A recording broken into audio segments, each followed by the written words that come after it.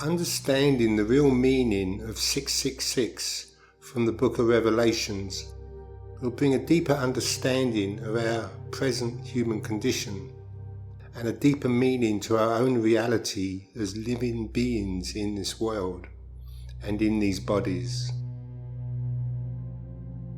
The human condition of the world at this present time is that we are engrossed in survival and pitting one against another, one brother competing with another, one brother fighting against another brother who has the same Father, the same Creator, shares the same blood that runs through their veins, and walks in a body of the same flesh and the same design and the same meaning.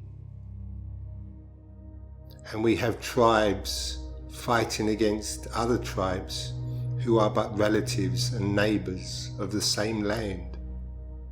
And then we have nations and countries fighting against each other who share the same world, they share the same air and the same water, and they share the same needs.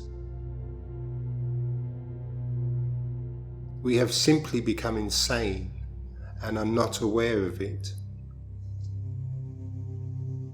The number 6 has the symbolic meaning of man. Man being a physical body existing within a physical world. And so 6 represents the physical as well as the body. In biblical Hebrew, when something was repeated, it was to signify an emphasis of meaning on that word, and it was to create an intensity, thereby making it of greater importance. When it was repeated 3 times, it was to signify an absolute state and a maximum state, like the biggest of the big or the smallest of the small. Holy, holy, holy signifies the holiest of holies. With this understanding in mind, 666 signifies the consciousness being completely immersed in the body and the physical nature of the world. It has no consciousness outside of this state of being. 666 symbolizes one who is fully under the influence of the physical matter and the physical body, with no memory or knowledge beyond its limits.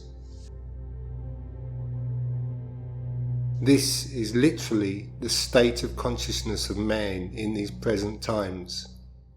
Man is fully believing in his body identity and the world identity, and is fully being ruled and governed by their limitations and their laws. 666 is called the mark of the beast because the human body is an animal body, and an animal is a beast. The false teaching that 666 refers to the devil, or refers to a devil that is outside oneself, was added to its original meaning through fear and the hatred that comes when fear is present. It was done as a way to project guilt outside oneself and onto another. And it is the meaning of judgment, because one judges only because one doesn't know the truth. Because truth and reality are one, so are deceptions and illusions one. So we judge because we want to keep the deception in place, because we fear the truth. When consciousness is trapped within the limitations of the body and has taken on an identity there, which is the meaning of the ego, this identity is highly fearful of the truth, because the truth would simply undo the ego's false world and its false identity. In this way, 666 was given the meaning of a devil outside of us to avoid seeing the guilt that is within us. Being outside us, it can never be seen or found because it simply does not exist outside of us. And in this way, no one has ever truly seen the devil or has truly met the devil except within an illusion. 666 signifies the present state of man's consciousness, and this is why the world we are creating for ourselves is closer to a hell realm than it is to heaven. Until we are willing to stop blaming others and judging others, and therefore hating and fearing others, and are willing to heal by looking within our own minds first and face the darkness there, we will continue to suffer greater fears and terrors until we reach a point of destruction and are forced out of our bodies by sickness, war, and disease. We don't understand this yet, but guilt is the cause of fear. We don't understand it because our consciousness is still trapped within the body. But guilt is the cause of fear, and so it is part of the deception of the ego mind that we are guilty and we are not innocent, and we are not worthy of the love of our Creator, who is truly our Father, Mother, and the source of all life everywhere.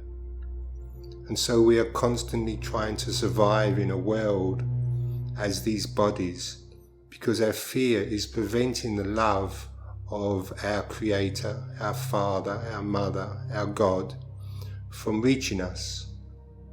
The truth is, we are surrounded by this love, for it exists within every heart and everything that lives and everything that moves, and everything does move. The ego fears reality because it is itself an illusion. Until we are willing to look within ourselves and see beyond the illusion that we are these bodies, we will not know that the world is not against us, but is actually for us, for it has been blessed by the love of God. Once we have looked within, we will discover that there is no guilt, because the guilt was never true, and it was never a part of reality. And we will discover a truth that is profoundly beautiful, profoundly loving, and profoundly giving, because of the reality of our innocence.